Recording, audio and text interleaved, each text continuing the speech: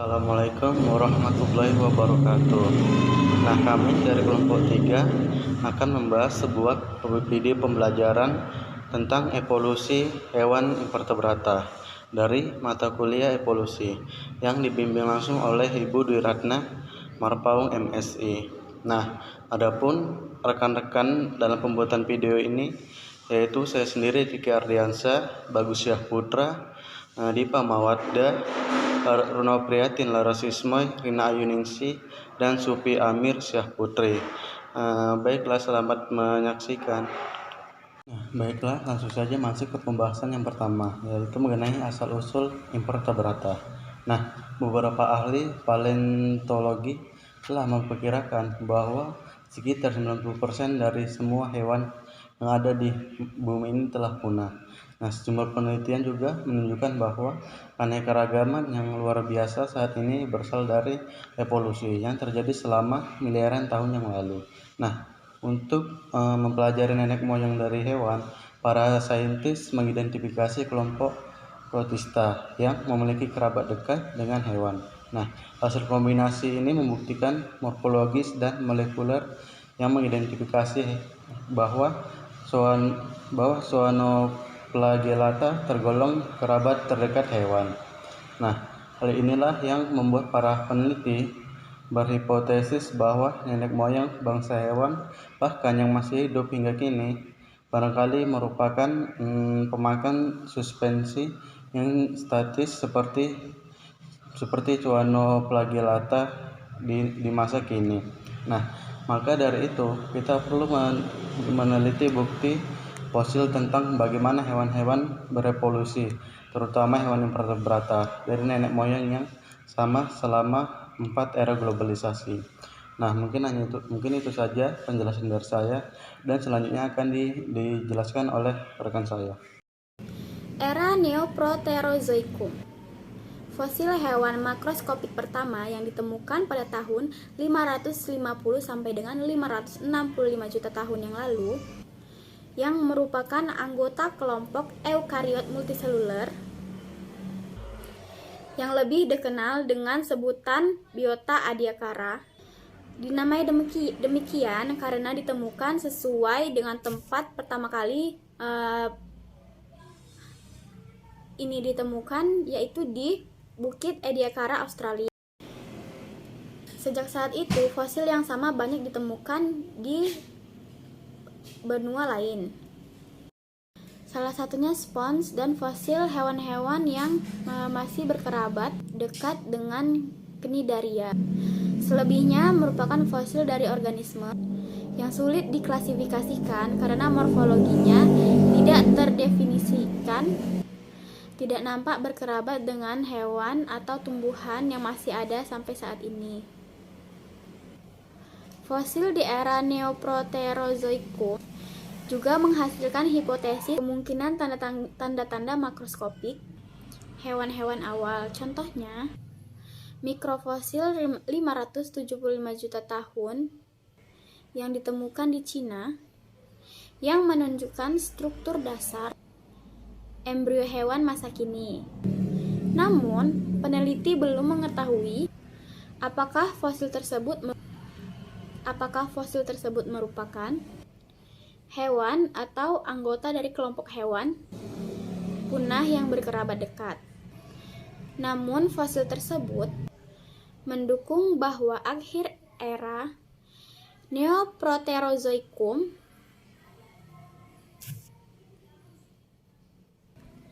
merupakan masa peningkatan keanekaragaman hewan. Nah, di era selanjutnya ialah era Paleozoikum.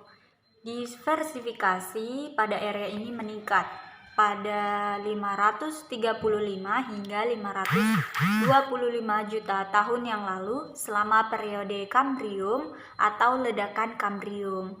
Hanya sedikit hewan yang dapat dikenali pada strata yang terbentuk sebelum ledakan Kambrium. Namun, kemudian ahli paleontologi menemukan fosil tertua hewan-hewan invertebrata pada ledakan Kambrium yang hingga kini masih ada, seperti Arthropoda, Chordate, dan Echinodermata. Namun fosil tersebut memiliki rangka terminalisasi yang keras yang berbeda dari kebanyakan hewan yang ada di masa kini. Periode Kambrium ini diikuti oleh periode Ordovisium, Silur, dan Devon. Dengan keanekaragaman hewan yang terus meningkat diikuti dengan kepunahan hewan massal. Di era ini, arthropoda mulai beradaptasi dengan habitat darat dengan indikasi kemunculan kaki seribu dan lipan. Era selanjutnya yaitu era Mesozoikum. Di era ini, film-film hewan yang berevolusi pada era Paleozoikum mulai menyebar ke habitat ekologis yang baru. Di samudra sendiri, terumbu karang pertama terbentuk sebagai habitat laut hewan-hewan invertebrata lain. Era selanjutnya yaitu era Kenozoikum hingga sekarang.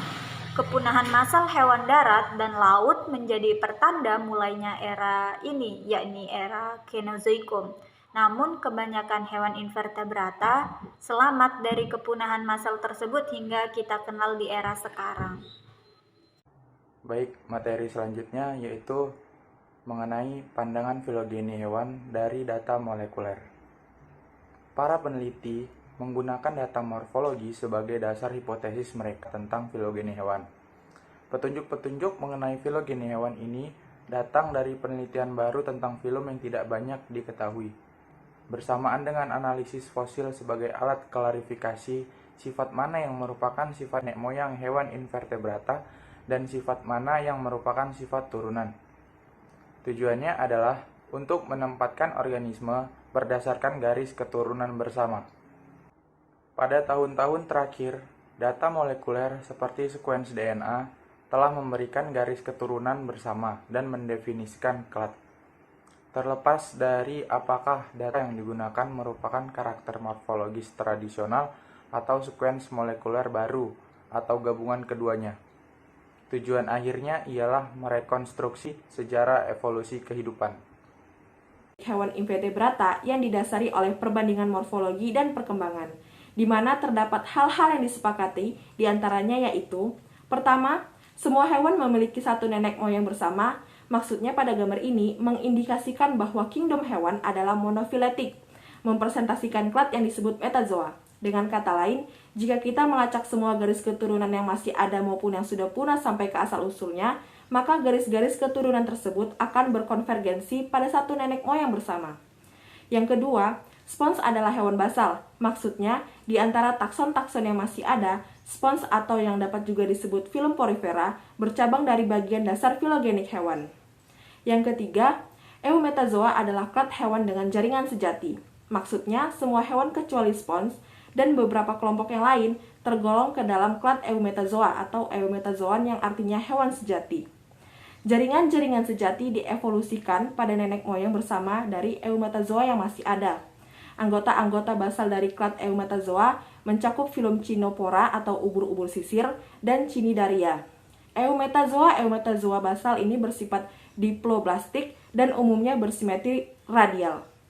Yang keempat, sebagian filum hewan tergolong ke dalam klat bilateral. Maksudnya, simetri bilateral dan keberadaan 3 lapisan germinal merupakan karakter turunan bersama yang membantu mendefinisikan klat bilateral. Klat ini mengandung mayoritas filum hewan dan anggota-anggotanya dikenal sebagai Bilataria atau Bilaterian. Ledakan Kambrium pada dasarnya merupakan diversifikasi Bilataria yang cepat. Dan yang terakhir, Chordata dan beberapa filum yang lain tergolong ke dalam klat Deuterostomia. Maksudnya dari istilah Deuterostom, mengacu bukan hanya pada metode perkembangan hewan, namun juga mengacu pada anggota-anggota klat yang mencakup vertebrata dan chordata yang lain. Sekian penjelasan dari saya, selanjutnya akan dijelaskan oleh rekan saya Rina Ayu. Baik, saya akan menjelaskan perkembangan dalam menetapkan hubungan bilateral. Sebuah pandangan yang berbeda telah muncul dari filogeni molekuler yang berdasarkan gen-gen ribosomal, gen-gen Hox dan lusinan gen nukleus, mengkodian protein lainnya, juga gen-gen mitokondria. Ada 3 klan utama hewan bersimpetri bilateral. Yang pertama itu Deuterotomia, yang kedua itu Loftrotozoa, yang ketiga itu Edisozoa. Filogeni molekuler menggolongkan filum-filum hewan yang bukan Diotrotomia ke dalam 2 takson, bukan 1. Dari kedua takson itu ada Edithozoa, ada Lophtorozoa. Nama klan Edithozoa mengacu pada kesamaan karakteristik yang dimiliki oleh nematoda, arthropoda, dan sejumlah filum Edithozoa yang lainnya. Nama Lophtorozoa mengacu pada 2 ciri yang berbeda yang teramati pada beberapa hewan yang tergolong ke dalam klan ini. Sejumlah Lophtorozoa, misalnya Brachiopoda, mengembangkan sebuah struktur yang disebut lofophar atau mahkota untuk mencari makanan. Individu pada filum-filum yang lain termasuk moluska dan annelida melalui suatu tahap perkembangan khas yang disebut larva trochophore sehingga disebut sebagai Lophortrochoda. Terima kasih, mungkin sampai sini penjelasan saya.